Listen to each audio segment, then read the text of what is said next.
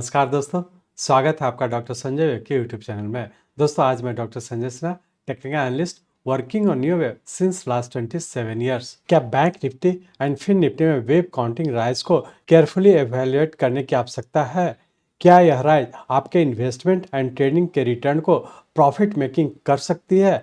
क्या आप जानते हैं कि राइजिंग मार्केट में रिस्क मैनेजमेंट टेक्निक क्या होना चाहिए? आप Bank Nifty and fin Nifty में राइजिंग जर्नी को समझना चाहते हैं?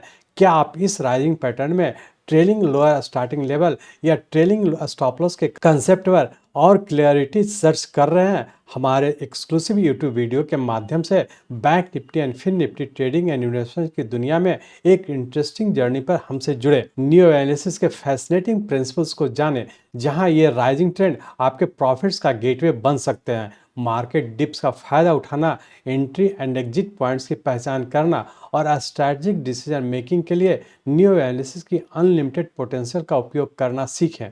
इस कम्प्रहेंसिव सेशन में हम न्यू एनालिसिस कंसेप्ट्स को उजागर करते हैं, स्टॉप लॉस लेवल के महत्व और theory behind trailing stop loss पर जोर देते हैं। Bank Nifty and fin Nifty की मूवमेंट को समझने के लिए लाइव मार्केट चार्ट्स एनालिसिस देखें, जिससे आप एक reliable trading and investment plan तैयार कर सकेंगे। अपनी हार्ड अर्न कैपिटल को इन्वेस्ट करने से पहले लाइव मार्केट चार्ट्स रीडिंग को समझना महत्वपूर्ण है। हमारा वीडियो रिस्क मैनेजमेंट में क्रूशियल इंसाइट्स प्रदान करता है, ट्रेडिंग एंड इन्वेस्टमेंट्स के लिए एक डिसिप्लिन्ड अप्रोच को बढ़ावा देता है। जैसे ही हम न्यू एनालिसिस के करिश्मा एंड वाइब्रेंसी को उजागर करते हैं, आप एक ट्रांसफॉर्मेटिव प्रोसेस में इंटर करते हैं, एडवांस टेक्निक और रिसोर्सेज तक पहुंच प्राप्त करते हैं, जो आपके Bank Nifty and fin Nifty trading and investment skills and potential को बढ़ाएंगे। Bank Nifty and fin Nifty trading and investment के प्रति अपने आउटलुक में रिवॉल्यूशनरी बदलाव लाने का यह अवसर न चुके। हमारे साथ एक प्रॉस्पेरस पाथवे शुरू करें, वेल्थ और फ्लरिशिंग अपॉर्चुनिटीज की संभावनाओं के डायरेक्शन में।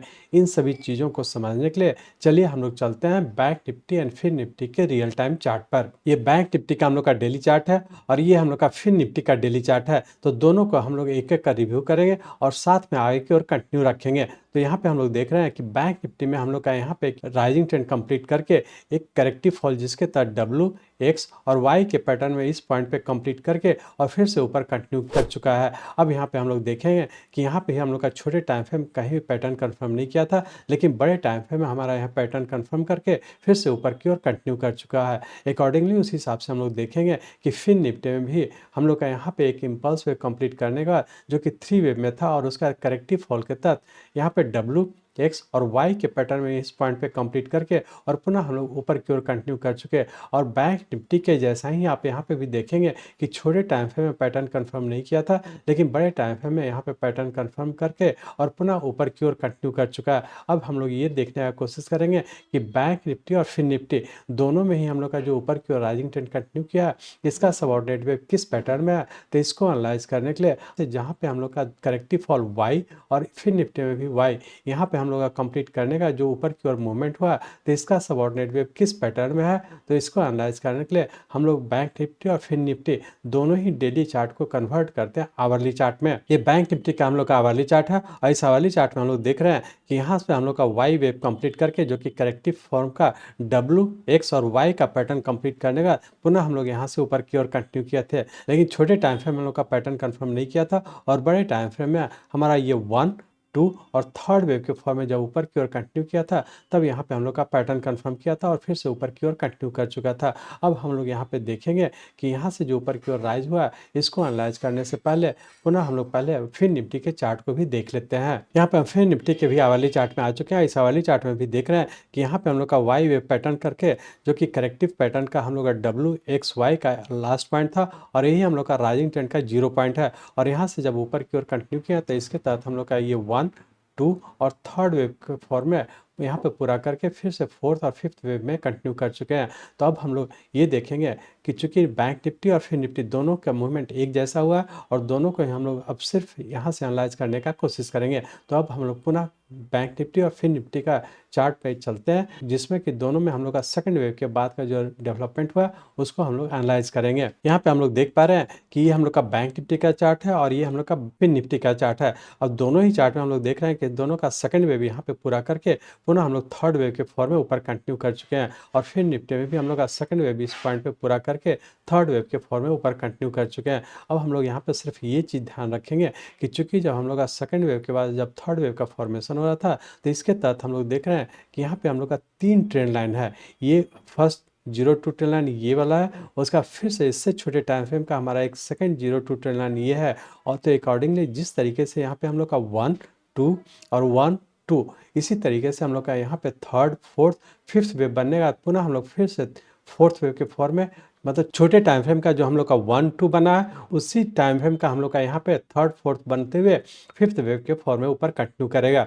तो हम लोग ऐसा कर सकते हैं कि बैंक निफ्टी और फिन निफ्टी दोनों में ही हम लोग का 1 2 और 1 2 करते हुए आगे और कंटिन्यू किया है। और उस तरीके से हम लोग कर सकते हैं कि ऊपर में भी हम लोग का थर्ड फोर्थ और फिर से फिर निफ्टी में भी हम लोग का थर्ड फोर्थ कंटिन्यू करते हुए फिफ्थ वेव के फॉर्म में ऊपर कंटिन्यू करेंगे। तो फाइनली हम लोग ये कर सकते हैं कि आने वाले समय में हो सकता है कि बैंक निफ्टी और फिर निफ्टी दोनों में ही हम लोग का जो ऊपर की ओर फिफ्थ वेव के फॉर्म में इंटर किया है, तो उस फिफ्थ वेव का जो सबऑर्डिनेट वेव होगा वो सभी एक दूसरे में इंटर करते हुए आगे की ओर कंटिन्यू कर रहा है, जिसका इंडिकेशन हमें यहाँ पर 1 2 और 1 2 के पैटर्न में हम लोग को मिल रहा है। ये इंडिकेट कर रहा है कि ऊपर में भी जो फॉर्मेशन होगा वो थर्ड फोर्थ और फिर से थर्ड फोर्थ करते हुए आगे की ओर हम लोग कंटिन्यू करेंगे।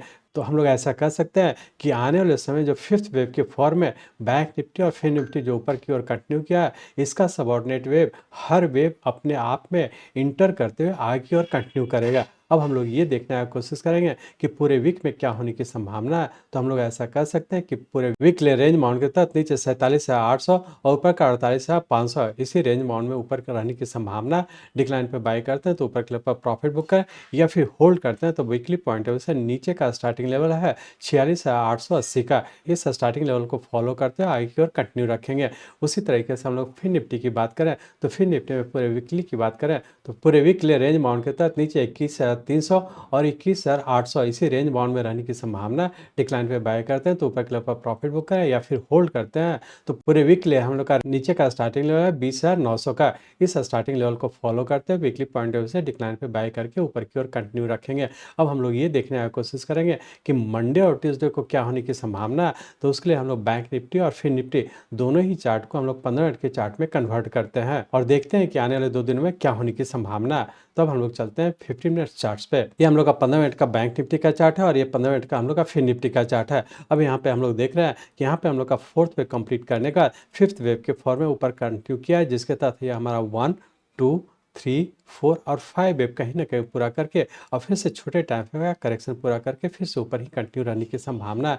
तो आने वाले 2 दिन में रेंज बाउंड के तहत बैंक निफ्टी में नीचे 47,800 और ऊपर का 48,500 इसी रेंज बाउंड में रहने की संभावना है। इंटरडे के पॉइंट ऑफ व्यू से डिस्कस करेंगे तो नीचे का स्टार्टिंग लेवल 47,500 का, तो इस स्टार्टिंग लेवल को फॉलो करते हुए हम लोग डिक्लाइन पे बाय करके ऊपर की ओर कंटिन्यू रखेंगे। अकॉर्डिंगली उसी हिसाब से हम लोग फिर निफ्टी में बात करें तो हम फिर निफ्टी में भी यहाँ पे हम लोग देख पा रहे हैं कि यहाँ पे हम लोग का फोर्थ वेव कंप्लीट करके फिफ्थ वेव के फॉर्म में ऊपर कंटिन्यू किया, जिसके तहत हमारा ये 1 2 और थर्ड वेव के फॉर्म में ऊपर कंटिन्यू है। तो अब हम लोग आने वाले 2 दिन में रेंज बाउंड के तहत नीचे 21,400 और ऊपर का 21,700 इसी रेंज बाउंड में रहने की संभावना। डिक्लाइन पे बाय करते हैं तो ऊपर के लेवल पर प्रॉफिट बुक करें, या फिर होल्ड करते हैं तो नीचे का स्टार्टिंग लेवल 21,150 का है, इस स्टार्टिंग लेवल को फॉलो करते हुए हम लोग आगे की ओर कंटिन्यू रखेंगे। इस तरह से हम लोग कह सकते हैं कि बैंक निफ्टी और Fin Nifty intraday point of view से भी डिक्लाइन पे बाय करके इंटरडे का जो स्टार्टिंग लेवल उसको फॉलो करते हुए हम लोग आगे की ओर कंटिन्यू रखेंगे। मैं चाहता हूँ मेरे जीवन का लक्ष्य है इस मार्केट में कोई भी लूजर ना हो। इसको आप सीखें, लोगों को सिखाएं, लोगों को मदद करिए। हमारे साथ जुड़े रहने के लिए, आज के वीडियो को ध्यानपूर्वक अटेंड करने के लिए, इसे दूसरों तक पहुंचाने के लिए आप सबका बहुत बहुत धन्यवाद। जय हिंद।